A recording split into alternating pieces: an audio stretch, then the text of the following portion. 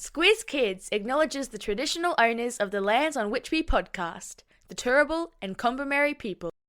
Squiz Kids! It's your daily news fix. Fun, free, fresh. Hello and welcome to Squiz Kids Today, your fresh take on what's happening in the world around you. I'm Bryce Corbett. It's Thursday, April 10. In Squiz Kids Today, dire wolves back from the dead or not? Perth girl breaks running record. Election fake news on the rise and an epic new theme park. That's what's making news, kids style. The Lowdown. Brought back from extinction or just a little bit of tricky science? That was the question swirling around the scientific community yesterday, following news that scientists had brought an extinct wolf species back from the dead. You've all heard of or seen the movie Jurassic Park, right? Where scientists find ancient dinosaur DNA and bring the big old reptiles back to life? Well, there's a bunch of scientists keen to do it in real life. You might remember we talked a couple of weeks back about a woolly mammoth mouse being created by these same scientists, where they spliced woolly mammoth DNA with mouse DNA.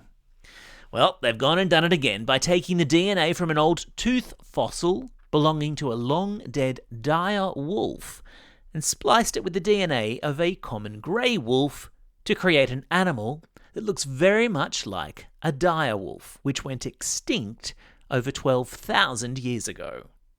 So what's a dire wolf? Think of a wolf, but bigger and whiter.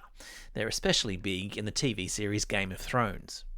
The only problem is, some scientists are now disputing whether it's really a case of bringing a species back from extinction, given that it's simply splicing DNA from an extinct species with that of a living one.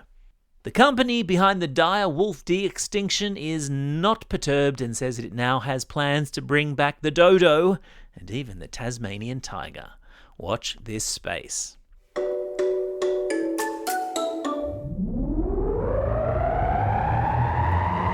Spin the globe. Each day we give the world globe a spin and find a news story from wherever it stops. And because it's almost the last day of Term 1, we're landing in Orlando, in the United States, where a new theme park has opened up called Epic Universe. And if the videos coming out of there are any indication, it most certainly is epic. It's believed to be the largest theme park in the world, and just as well because it has to squeeze in a lot. There's Super Nintendo World with Donkey Kong and Bowser, a whole section of the park given over to the How to Train Your Dragon movie series, complete with a life-size Toothless. There's a whole section dedicated to the Fantastic Beasts movies, plus a new series of Harry Potter-themed interactive rides and a brand new Monsters attraction featuring Frankenstein and werewolves. The park is believed to have cost more than $8 billion to create and opens to the public in May. Packing my bags as we speak. Sport time! What is going on in Australian junior athletics? Every time I read the news, it seems like a new record has fallen. Last month we had Gout and Lockie Kennedy breaking all sorts of speed records, and yesterday it was the turn of Leah O'Brien, a 17-year-old from Perth who broke a 57-year-old record in the 100-metre sprint. Running the 100 metres in a lightning-fast 11.14 seconds, Leah set a new Australian record for under-18 girls. The Australian Athletics Championships kick off in Perth today, where more records could fall. The championships are where our best runners, high jumpers, long jumpers, pole vaulters, discus throwers, javelin chuckers and tunnel ballers will compete, all with an eye on the Brisbane Olympics in 2032. Okay, maybe not tunnel ballers. I might have made that bit up. Actually, I was quite a good tunnel baller back in my day.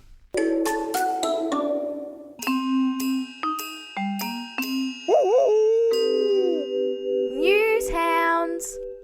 Every Thursday, Squizzy the Newshound sticks his snout into Squiz Kids HQ to report back on fishy things he's sniffed out on the internet.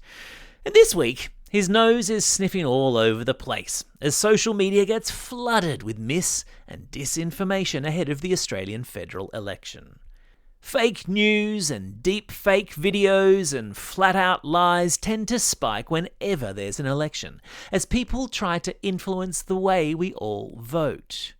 And so, with the May 3 poll only weeks away, clever Squiz kids should be telling their parents to not believe everything they see online. Just because something is posted to Facebook or Instagram or YouTube doesn't mean it's real.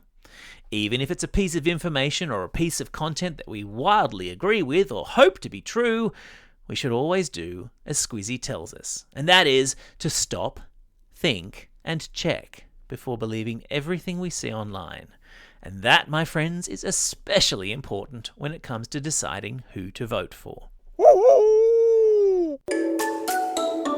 Just a quick message before we let you all off on holidays. With only 3 weeks to go before the election, we only have a small window to convince our political leaders that learning how to think critically about the flood of information we're all exposed to online is a vital skill, and one that's being taught very well by Squizzy the Newshound. If you haven't yet done it, join the 10,500 other Aussies who have signed our petition, calling on the Australian government to fund digital literacy education in our schools. The link is in the episode notes, or you can find it on the Squiz Kids website, squizkids.com.au, and we really appreciate your support. Time for the quiz. This is the part of the podcast where you get to test how well you've been listening. Question number 1. What is the name of the long-extinct wolf species that scientists claim to have brought back from the dead? It's called the dire wolf. Well done if you got that one.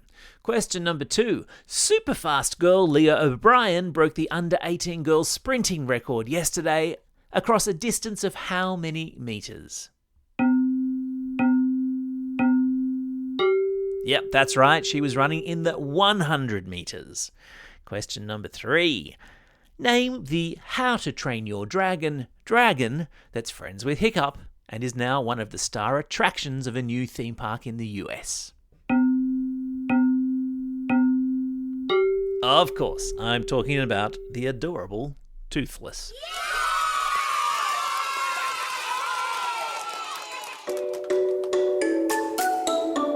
Shout-outs. It's Thursday, April 10. Today is Hug Your Dog Day. Look out, Louie, I'm coming for you. Today is also a special day for these Squiz kids celebrating a birthday today. Josie and Michaela from Harcourt, Edmund from Belmont, Vivian from Gordon, Maddie from Meadow Springs, and Rael from Bronte. And a belated birthday shout-out goes to Harshini from Canberra.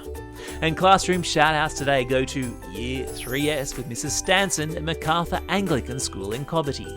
Rooms 12 and 13 with Mr. Bell and Miss L at Edwardstone Primary School. Years 4, 5 and 6 with Mrs. Curry at Dunoon Public School, and Class F7 with Mr. Salver at Hammond Park Primary School. And a reminder, if you celebrate a birthday over the coming school holiday break, send us your birthday shout-out by tomorrow, and we'll make sure to include you in the weekly quizzes that will be going out each Friday of the school holidays.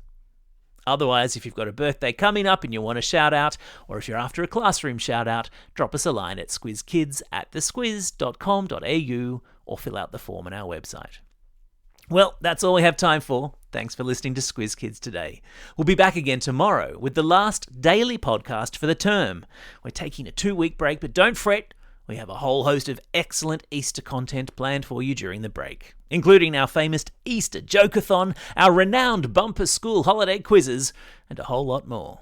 Just make sure you subscribe to Squiz Kids in your favourite podcasting app, and all of the content will magically appear. In the meantime, get out there and have a most excellent day. Over and out.